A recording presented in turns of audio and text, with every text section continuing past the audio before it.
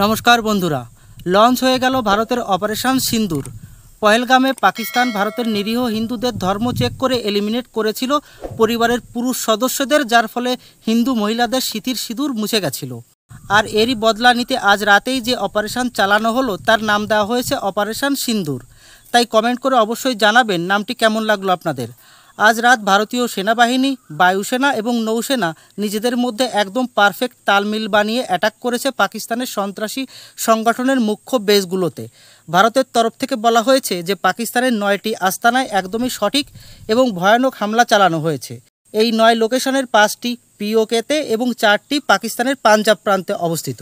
এইসব লোকেশনে থাকা সন্ত্রাসী সংগঠনের ক্যাম্প, হেডকোয়ার্টার এবং মসজিদ, মাদ্রাসা, যেখান থেকে সন্ত্রাসীদের ব্রেন ওয়াশ করা হতো, এইসব আস্তানাকে টার্গেট করা হয়েছে। আর ভারতের পক্ষ থেকে কোনো সাধারণ জনতাকে টার্গেট করা হয়নি। কিন্তু পাকিস্তান বলছে অন্য কথা। পাকিস্তানের ভাষ্যমতে ভারত 6টি লোকেশনে স্ট্রাইক চালিয়েছে এবং সিভিলিয়ানদের টার্গেট করেছে, যা সম্পূর্ণ বানোয়াট কথাবার্তা। আর পাকিস্তান এখন নিজের অপারগতার লজ্জা ঢাকতে একের পর এক প্রোপাগান্ডা চালানো শুরু করেছে। পাকিস্তান বলা শুরু করেছে যে তারা ভারতের রাফেল ফাইটার জেট ধ্বংস করেছে, অথচ ফ্যাক্ট চেক করে জানা যাচ্ছে যে ফটো তারা ছড়াচ্ছে এটি আজ থেকে কয়েক বছর আগে ভারতের মিগ ফাইটার জেটের ক্র্যাশের ফটো।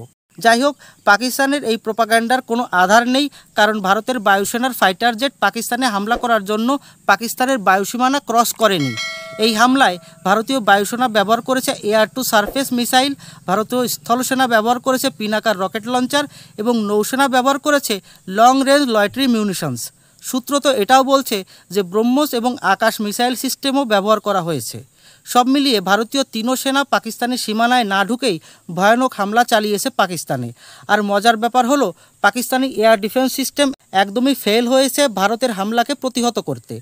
তবে এই হামলা যতটা না পাকিস্তানের জন্য লজ্জাকর, তার চেয়ে বেশি চীনের জন্য, কারণ চীন পাকিস্তানকে তাদের সবথেকে এলিট এয়ার ডিফেন্স প্রোভাইড করেছিল 2019 বালাকোট হামলার পর। অর্থাৎ এই হামলা না শুধু পাকিস্তানের জন্য বরং চীনের জন্য বিশাল এক মেসেজ যে তোমাদের এয়ার ডিফেন্স ভেদ করার সামর্থ্য ভারতের রয়েছে। ইনফ্যাক্ট ভারত পাকিস্তানে অবস্থিত চীনি এয়ার ডিফেন্স সিস্টেমকে বুড়ো আঙুল দেখিয়ে সঠিক হামলা করে নিজের সক্ষমতার প্রমাণ দিয়ে দিল। তবে এই হামলায় তুর্কিও ভয়ে রয়েছে, কারণ এই মুহূর্তে তুর্কির যুদ্ধজাহাজ পাকিস্তানে নোঙর করে আছে। আর ভারতীয় নেভি তুর্কির জাহাজের ওপর দিয়েই পাকিস্তানের লং রেঞ্জ লয়টারি মিউনিশনস দিয়ে হামলা চালিয়েছে।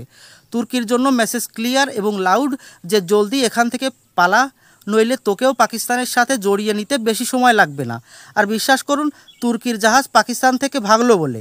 যাই হোক, এই হামলার পর পাকিস্তানি বায়ুসেনা ভারতীয় সীমানায় ঢোকার চেষ্টা করেছিল, কিন্তু ভারতের আকাশ এয়ার ডিফেন্স সিস্টেম একটি F-16 ও একটি JF-17কে ধ্বংস করে দিয়েছে, যার কনফার্মেশন এখনও বাকি রয়েছে।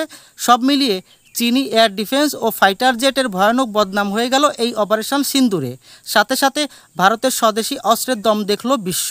অপারেশন সিন্দুরের মাধ্যমে শুধু সন্ত্রাসীদের টার্গেট করা হয়েছে, যেখানে বিভিন্ন সূত্র মারফত খবর এসছে যে প্রায় 200+ সন্ত্রাসী মারা পড়েছে, আর এদের মধ্যে হাফিজ সঈদের ছেলেও ছিল।